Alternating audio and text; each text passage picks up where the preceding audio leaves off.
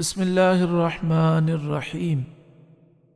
امیر المجاہدین استاد محترم حضرت علامہ خادم حسین رضوی رحمۃ اللہ علیہ کی یادوں کا سلسلہ جاری تھا۔ پچھلی کلپ میں ہم نے آپ کی عظیم والدہ کا ذکر سماعت کیا۔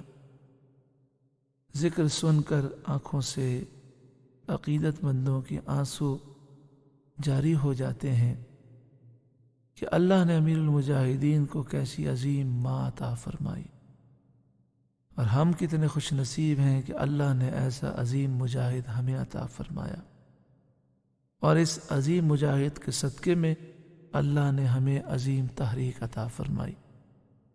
آپ کی والدہ کے متعلق امیر المجاہدین نے ایک دن مجھ سے فرمایا کہ میری والدہ بہت کفایت شیار تھیں، فضول خرچی نام کی کوئی چیز آپ میں نہ تھی، اور ضرورت کی چیز صرف استعمال کرتے۔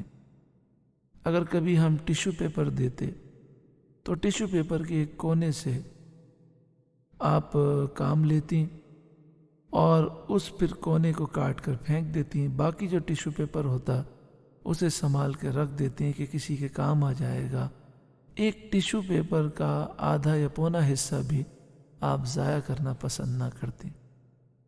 اساتذہ فرماتے ہیں ایک لاٹھی تھی جس سے میری والدہ چلتی تھیں، تو میں نے ایک دفعہ ایسا کیا کہ خوبصورت لاٹھی خریدی اور والدہ کو پیش کر دی۔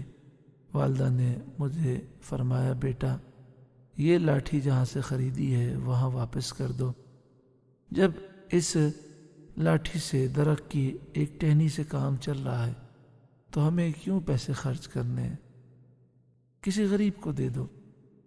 اساتذہ فرماتے ہیں میری والدہ کے پاس جو نئے کپڑے آتے آپ وہ نئے کپڑے لوگوں میں خیرات کر دیتی، عورتوں میں خیرات کر دیتی، اور پرانے کپڑے ہمیشہ پہنتی۔ آپ فرماتے ہیں پرانے کپڑے پہن کر مجھے سکون محسوس ہوتا ہے، اور میری والدہ کا معمول یہ تھا کہ 2 کپڑے کے جوڑے رکھتی تھیں، جب تیسرا آتا تو ایک اللہ کی راہ میں دے دیتی۔ ساری زندگی 2 کپڑے کے جوڑوں پر گزارا کیا، اور میری والدہ کی پوری جائیداد یہ تھی کہ ایک پوٹلی تھی، اس پوٹلی کے اندر آپ کی چیزیں تھیں اور وہی آپ کی کل کائنات تھی۔ اللہ تعالیٰ امیر المجاہدین کے صدقے میں، ان کے والدین کے صدقے میں، ان کے خاندان کے صدقے میں، ان کے بچوں کے صدقے میں اللہ ہمیں ہمارے بچوں کو نیک بنائے، اللہ ہمیں مجاہد اسلام بنائے، اللہ تعالیٰ ہمارے سینے کو روشن فرمائے۔ آخر میں آئیے امیر المجاہدین کا ایک فرمان سماعت فرما لیں۔ امیر المجاہدین کے جو فرمان ہیں وہ دلوں کو بدلنے والے ہیں۔ آپ فرماتے ہیں اگر فیض آباد میں میرے خلاف 1 روپے کی بھی کرپشن ثابت ہو گئی تو میرے مرنے کے بعد میری قبر سے میری ہڈیوں کو نکال کر سزا دینا۔ یہ بات وہی کہہ سکتا ہے جو واقعی مخلص ہو۔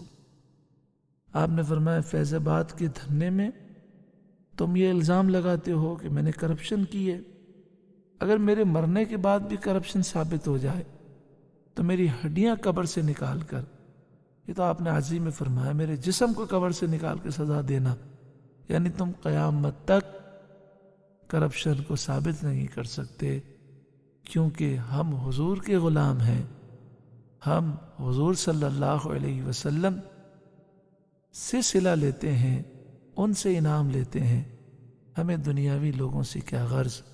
اللہ تعالیٰ امیر المجاہدین کے صدقے میں ہم سب پر کرم فرمائے، آمین، بجاہ سید المرسلین صلی اللہ علیہ وآلہ وسلم۔